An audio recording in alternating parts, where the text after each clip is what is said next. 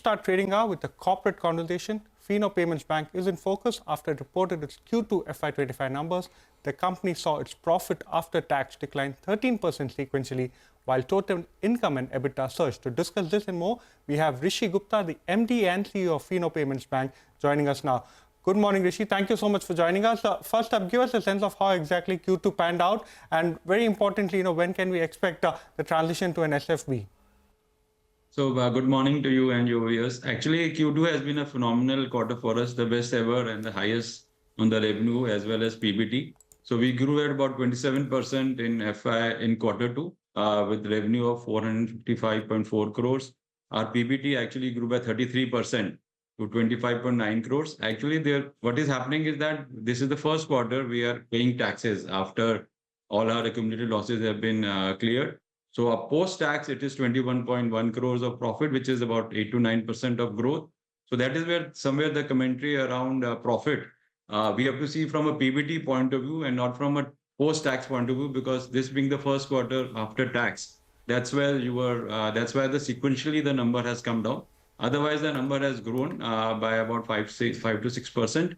And that's where we are. Our PBT margin also grew to 5.7% from 5.4%. Our throughput actually grew by 24% in this quarter, and of which digital contributes to 44%.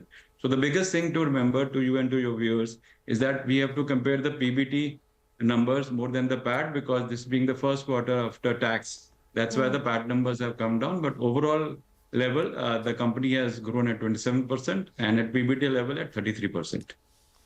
Okay, we do get that point, Mr. Gupta. So tell us, just to follow up on what my colleague asked earlier, the transition to SFB, by when can the investors expect that?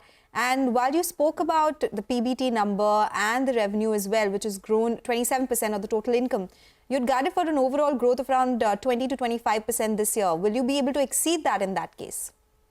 So first on the growth part, so our guidance, we upped the guidance from 20 to 25% this year. We expect that in this quarter we did 27%. We expect we should be at least at 25%, maybe even more. On the SFB part, we had applied to RBI in December 23. We are in process in that with RBI on that.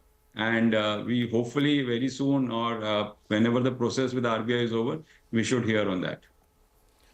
Mr. Gupta, talking about that particular transition, could you give us a sense of the timeline as to when exactly you could expect that particular nod from RBI to come through? And also, do you have plans in place? Do you have the management bandwidth to go ahead and transition completely to an SFB? That is something that the street wants to hear.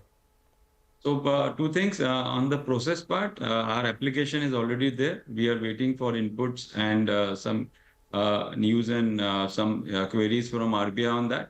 So once that is done, RBI will take it to the internal committee and then we'll hear from them. Our view is that post RBI in principle approval, within 12 months, we should be able to go live. But we can't give a date when the in principle approval will come. Having said that, from our internal point of view, and this I said earlier also, from our internal point of view, we are revamping our complete technology and digital stack. So that should be up and running in the next 6 months. On our people, we have started to build up a small credit vertical within Fino, which is right now working with other NBFCs to build up a credit business for us.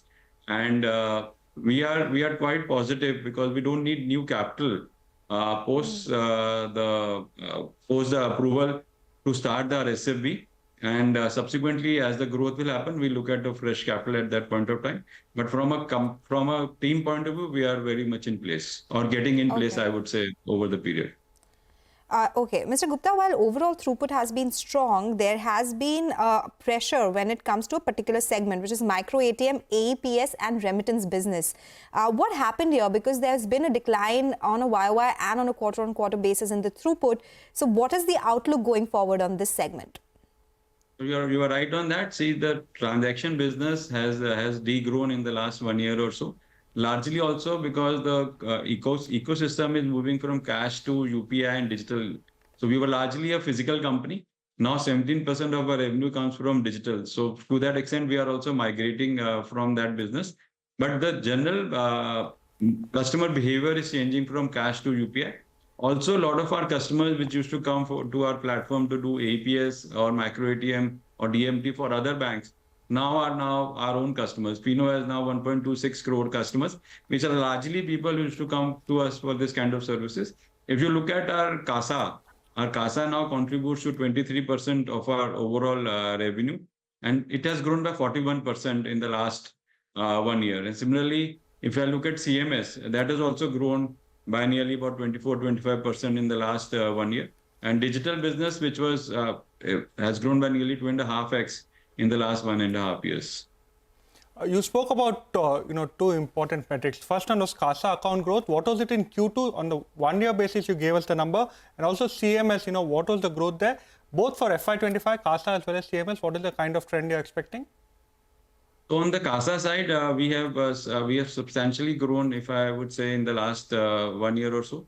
Sequentially, if I look at, I think I don't have the numbers right now, but would be in the range of about 10 to 15% or around that level, if I see from the last quarter to this quarter. Okay. We cut across to that conversation. I wanted to understand what has happened this quarter that you have stopped giving the debit card spends details. What were they like in this quarter? Actually, we can share the debit card details. It has roughly gone up by about 2 to 3% vis-a-vis the last year. But more importantly, what is happening is that the trend is moving from debit cards to UPI. So if I add both debit card spends as well as the UPI P2M spends, which is largely for merchant payments, there is a growth of 62% vis-a-vis the last year.